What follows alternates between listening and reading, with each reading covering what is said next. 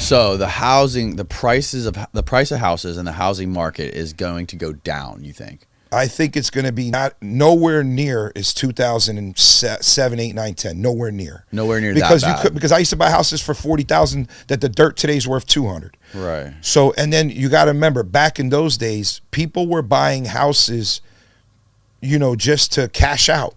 They were never going to make the mortgage payments. Nowadays, the banking is very strict, and not only that, the hedge funds came in. So you have sophisticated money in the real estate game.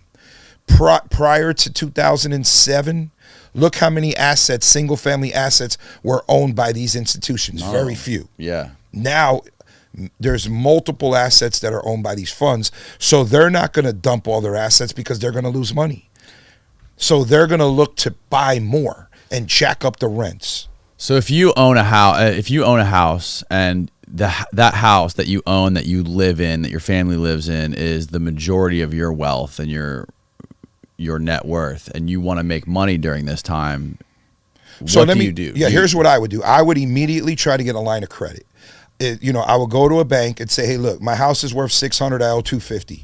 Give me 80%. So basically, I want to take a line of credit based on your my equity. Right. So how a line of credit works is you pay a payment while you're using the money. So if you're not using that money, you don't have to make a payment. You understand that, correct? No. Okay, so a line of credit is like this. You got a $500,000 line.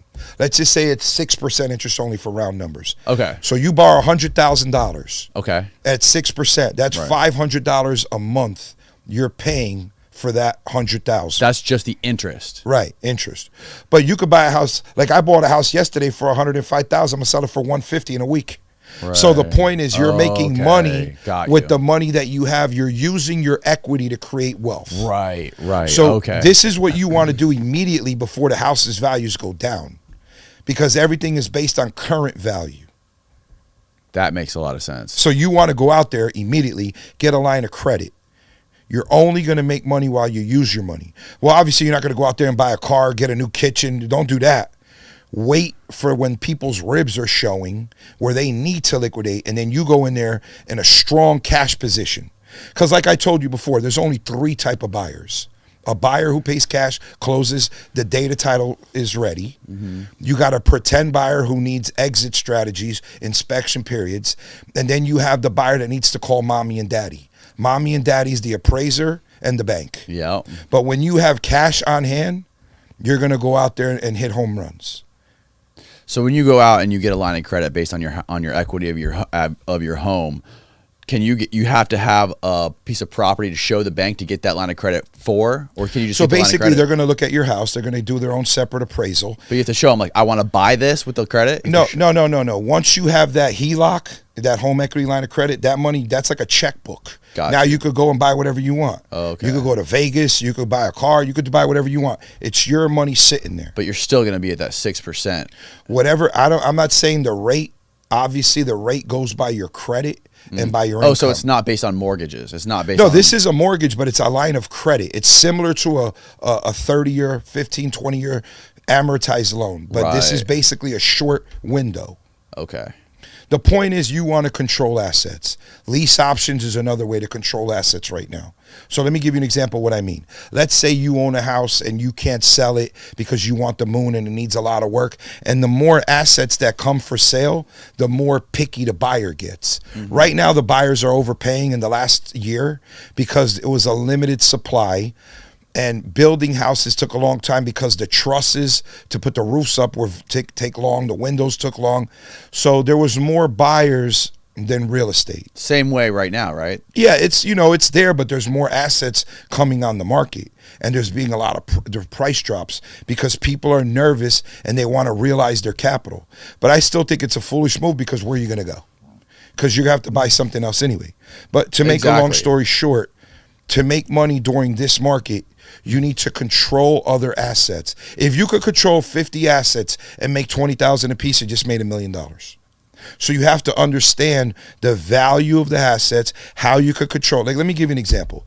Let's say you got a house that I think is worth $500 and you owe $450, right? I go to you, you can't sell it. It needs a roof, it needs windows, it needs a lot of work. I go to you, say, look, here's what I'm willing to do. How much is your mortgage payment, your taxes and insurance, whatever? And you tell me, well, I owe $250. This nut is costing me $2,000 a month, let's just say. So here, I could give you $2,500 a month. I could give you $10,000 down, and you have to sign this lease option where I can close it within these 24 months for this set price. And you also, this is very important, don't forget this, you would like to do an assignable lease option. So I'm going to tell you what that means. The option to purchase it is in my company name, my personal name, or whatever. But I can assign it to another buyer, so I don't have to close it. I could just sell my paper. You understand? Yeah, you talked about this last time. It's so fucking complicated to me. It's very simple. I'm an idiot. No, let's pretend. I'm going to make it real simple. You see this bottle of water? Yeah, but how do you find people that are going to do it? Seems like a shady deal. It's not. Listen, if you want to lease, listen. If you I'll lease option every property that I own to you. Right, but if you at the right terms. If you walked up to me and you fucking said that shit to me, I'd be like, no fucking way. I'm. But let me ask you: would you be willing to rent one of your properties that you wanted to rent? Hell yeah, I'd be willing to rent it. It's the same exact thing. I'm leasing it with the option to purchase it. All that means is I'm going to rent your house, but you're letting me one day buy it from you. That's all it is. I understand that. So why do you think that's bad? I don't think that's bad. I just think that the way that you described it with like saying that you need to have a clause in that agreement saying you can sell the paper, you can buy it at when this I price. sell the paper, here's what that means. If I choose to put my mother in here, if I choose to put my father, my friend, a guy I just met at the club, he could take over my terms. Okay. He is now the new tenant. Okay.